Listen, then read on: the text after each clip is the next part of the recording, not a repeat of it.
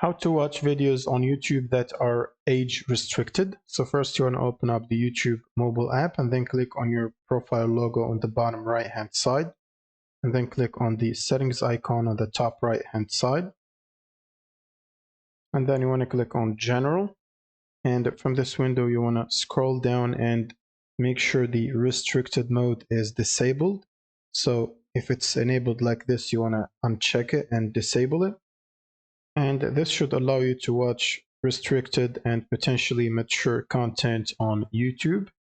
And if this option is for some reason grayed out on your side, that means your account is probably under 18 years old of age. And in that case, you'll need to use an account which is over 18, or basically update your birth date by going to your profile and clicking on Google account. And from here, you want to click on personal info, and then simply just update your birth date there, and then press the save button. And then you can go back and enable that option again. And that's pretty much it for this video. Thank you guys for watching, and don't forget to subscribe.